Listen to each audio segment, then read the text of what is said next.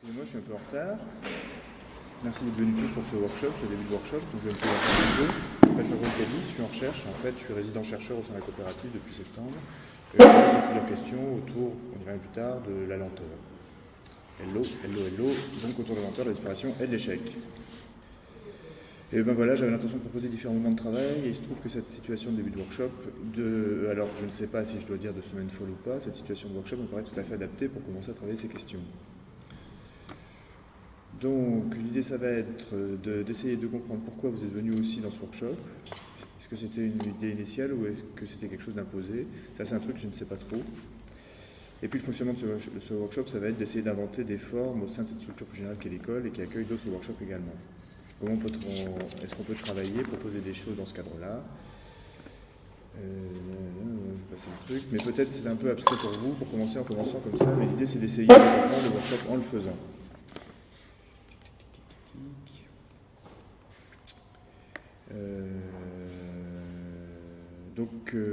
Mais en tout cas, autour de ces choses qui sont en cours, il y a plusieurs autres contenus qui sont induits dans l'école et qui sont quand même autour des notions numériques. J'imagine que dans Rainforest, il doit y avoir des notions qui apparaissent aussi. J'aurais eu posé d'essayer de rejouer, d'activer, de comprendre. Alors je les ai nommés. Pour l'instant, j'en ai trouvé 4 qui sont pour la première l'écoulement. L'écoulement au sens de l'écoulement du temps, par exemple. Il y a un texte de Saint-Augustin qui parle du temps comme d'un fleuve, comme ça, qui présente le temps comme une espèce de déroulement continu. Donc effectivement, un temps qui ne s'arrête jamais, qui n'a pas de début ni de fin. Alors en fait, j'ai pas trouvé le texte sur l'écoulement du fleuve. Par contre, j'ai un autre texte. Parce que dans Saint-Augustin, les Confessions de Saint-Augustin, c'est un bouquin en 13 livres. Et dans le 11e livre, il y a toute une question sur le temps. Donc il essaye de comprendre la différence entre le présent, le passé et le futur. Et il dit plusieurs trucs assez passionnants, parce qu'en fait c'est vraiment un cogito, quoi. Il est en train de se poser à lui des questions sur mais je ressens des choses, mais enfin... Et en fait il dit un truc assez bien, je crois que j'ai encore perdu. En temps. Ouais, il parle d'un tas de questions comme la durée du passé, la durée du futur. Ouais. Est-ce qu'un futur peut être long? Est-ce qu'un passé peut être long?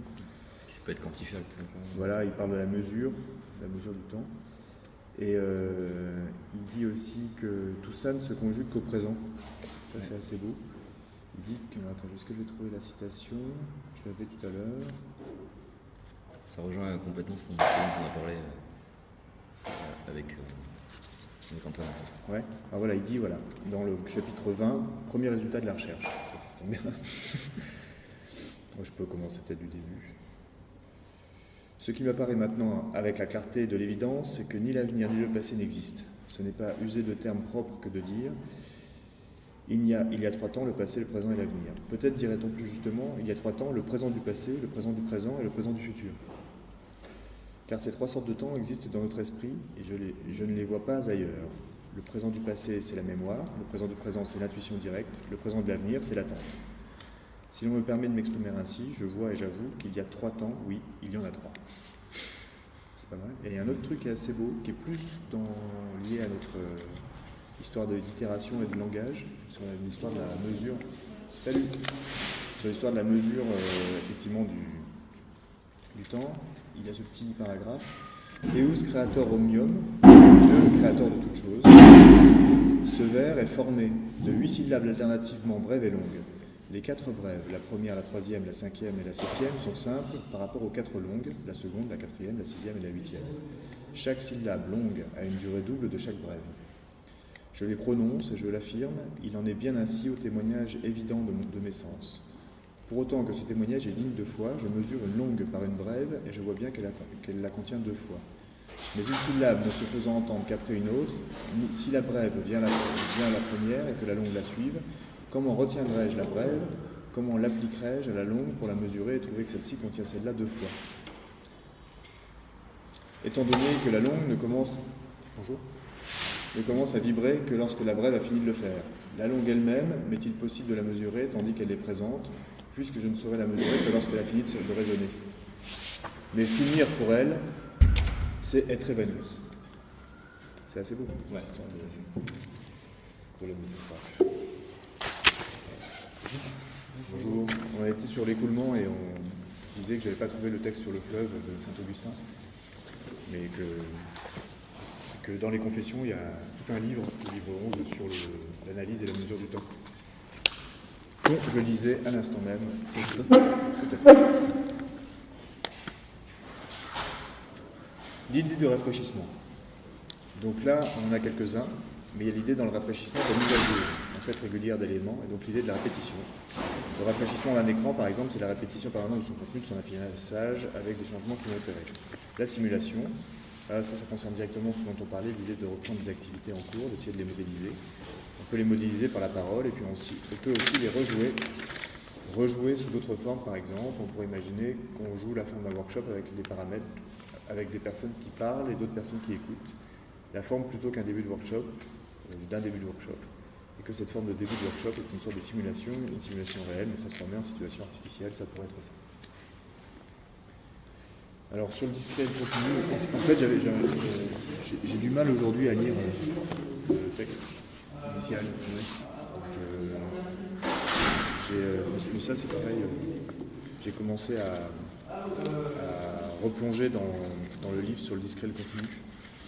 Mais pour l'instant, tout ce que j'ai lu m'a pas donné énormément d'éléments pertinents. Ça parle de discret. Ce livre est pas mal, il parle de discret continu, mais en termes d'introduction aux fonctions, en fait. Il dit simplement que pour lui, le discret continu permet de qualifier certains phénomènes. Et donc il dit simplement, ce qui n'est pas très très intéressant, mais je le lis quand même. Donc dans notre monde quotidien, on peut en réalité distinguer deux, le monde continu et le monde discret. Continu vient du latin contenere qui signifie tenir ensemble. Aussi le domaine du continu est celui des transitions, la forme d'un objet, la gamme des couleurs, l'écoulement de l'eau sous un pont, la sensation du temps qui passe, etc. Discret vient du latin discretus qui signifie capable de discerner. Ainsi le domaine du discret par opposition au précédent, c'est celui où l'on peut séparer, distinguer, dénombrer. Tel est par exemple le cas lorsque l'on mesure le nombre de voitures passant un péage d'autoroute ou la cote d'une valeur boursière. Et après, dans ce bouquin, il va essayer de définir les différents types de qualification du discret continu à partir de la notion de fonction. C'est vraiment un bouquin avec la notion de fonction en mathématiques. Mais tu trouves des systèmes discrets dans le monde réel? Oui, alors, par exemple, il dit à la fin de son introduction comment décrire mathématiquement ces deux mondes. Un phénomène discret qu'on sait quantifier prend généralement la forme d'une suite de nombres. Le premier nombre correspond à la première mesure, le deuxième à la deuxième, etc. Nous prendrons des exemples issus du monde de la finance, en nous intéressant à plusieurs formes d'épargne. Et là, j'ai pas été tellement plus loin.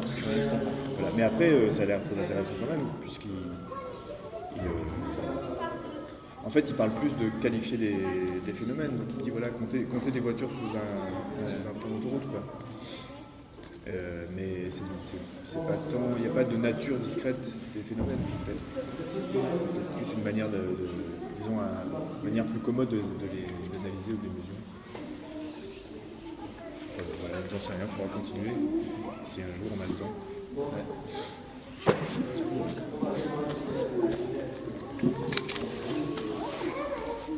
Oui, un truc que je me disais, c'est dans ce truc de temps-là, ce dont on a parlé avant, dans ce truc de temps, il y a ce truc possible de passer le futur, tu vois, qui est en fait, une espèce de partie inframince, tu vois, qui est impalpable, insaisissable, tu vois, et tout le monde, tu te dis, ok, c'est là, c'est déjà passé, tu vois, ouais. Et c'est ce truc-là là qui est non maîtrisable en fait, non palpable. Et en fait je me dis dans ce workshop, le fait d'être tenté de parler au présent, le fait de rejouer des phénomènes, de la répétition, en fait elle permet de créer une espèce d'espace-temps qui est ni dans le passé ni dans le futur parce qu'on prend des éléments du passé, qu'on anticipe à les jouer dans l'avenir et en même temps il se passe un truc complètement ici, enfin à l'instant T.